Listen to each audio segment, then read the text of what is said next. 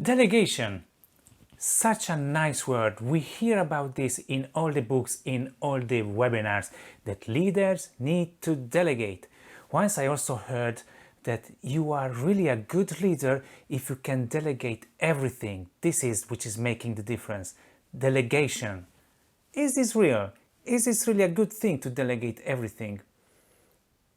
I don't know, I will have something to say about this. Another question is coming up to my mind. What about the responsibility? Okay to delegate, but who will be responsible then? Who has the responsibility? I have a question for you, a tricky one. Have you ever seen a situation when you have a team which is a bit unorganized, there are problems that are not resolved after years and years, and people working there they get used to it, and if you ask them why you have this problem, they say, yeah, because this is the situation, this is causing that. Yeah, we have always an explanation about why it's not resolved. I don't know, I was always like this. Have you ever had this feeling? I had it sometimes. So let's talk about this in a second, and all about these things about responsibility and the delegation correlation.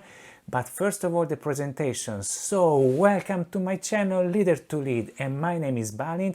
I'm your host, and I'm here with you to talk about leadership in general, self-development, which can be personal, professional, everything which is related to this. I will do my best based on my experience to help you, to give you concrete examples on how you can resolve the everyday difficulties that you as a people manager you can face, or how you can develop yourself to become the people manager that you would like to be, and to unleash your potentials and become the leader that you would want to follow, as I always say. Today we talk about responsibility and the delegation. I started with this situation. Let's imagine we have a team which has always recurring problems, and the team is frustrated, and the team is feeling that nobody cares. There are no clear processes, and most important, which can be your case now as a manager is feeling also frustrated because is missing authority, respect from the others. So all of this situation that can happen, it's not happening because necessarily we have a bad boss who is, I don't know, an evil person. No, it's not happening on a purpose. Sometimes things happen for a reason, of course, but not on a purpose. It's just because we are maybe missing some knowledge. So, unhappy team, frustrated, and chaos. Delegation is about empowerment, and empowerment is about motivating the team and engaging them, so it's a good thing. Delegating, if it's done in a smart way, can be really useful. But if we have a situation where at the same time a team is really in a chaos, is unorganized, something is going wrong because the key thing has been missed: responsibility. It's a good thing to delegate, but what about responsibility? This is my big question. And what is happening? What are the consequences if we have a neglecting manager? Neglecting, I mean that a manager who doesn't care, is just delegating and that's it. Solve it. I don't want to go too much into the specific on how to delegate, but this can happen. So let's try to see and understand this better through an example. Let's imagine a fictitious story. As you know, as I told you, I have my personal experience. I'm talking with so many people and I don't want to cause any privacy issue to anyone. So I will say a fictitious name, but this is based on real story. And I'm sure that you have also situations like this. Let's call it George's team. So we have a manager called George, has a team, and this team is working okay, nothing really special. Everybody in the team is working at its own discretion. What does it mean? It means that if somebody is more responsible and is more smarter and more analytical, maybe will dig more into the details. Some other people will work maybe less, some will be more hard workers, somebody will be, totally different situations. And George is the manager.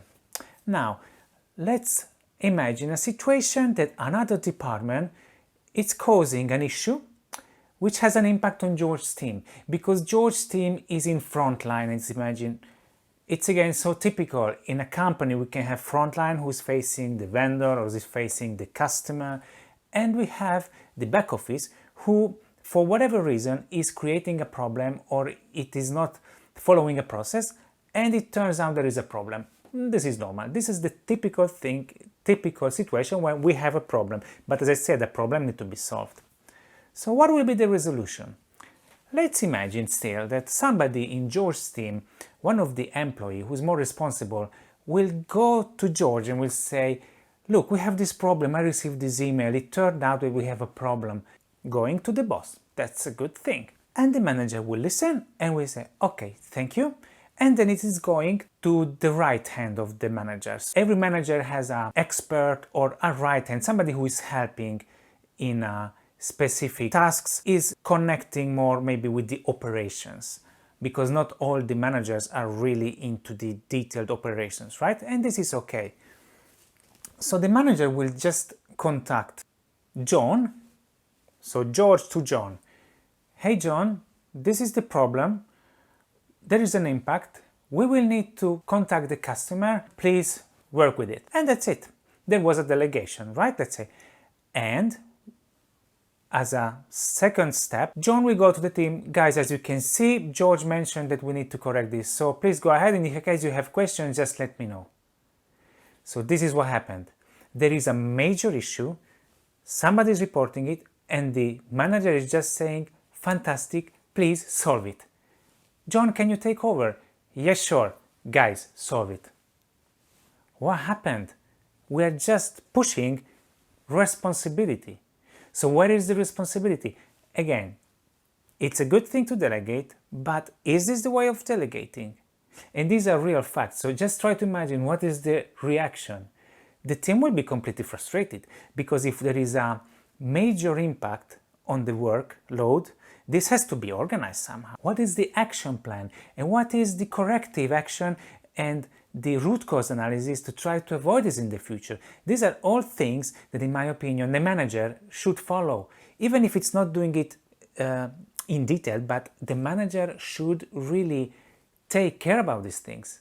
It cannot just simply solve it, okay, thank you for informing me, solve it. Seriously, then the team will say, if my manager doesn't care, I don't care. And this is the situation when we have a problem and the problem is not resolved, and people will fix it for the specific situation, but the problem is still rolling and rolling and rolling and rolling and rolling. And as a consequence of this rolling, what is that? There is no result. Performance will not be good. And this is what I said. Yeah, you can have managers who need to perform, but in reality, the same is with a leader.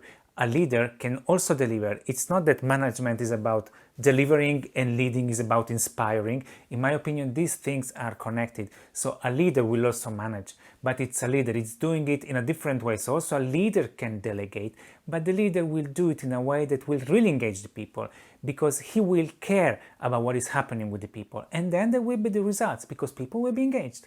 So what could be then a real solution, a good solution to this situation? Okay, an alternative one. Yes, with a leader, how a leader should react in a situation like this to avoid to have frustration and to have also the solution. Yes, you can delegate, it is fine, but do it with responsibility. You still need to own the activity. You are responsible for what your team is doing, and if you have the power, being a team leader, this is also a big responsibility. Fans of Spider-Man will know what I'm talking about. A big responsibility is coming also with a big power, right? So delegate, okay, but with responsibility, you need to control it. You cannot just let it go. And in this way, people will be also more motivated and engaged, because you need to organize the activity. If there is a major disruption in the operation because there is an additional activity that needs to be done, when are these people doing this activity? Then maybe you need to distribute this activity, because maybe 100 customers need to be called.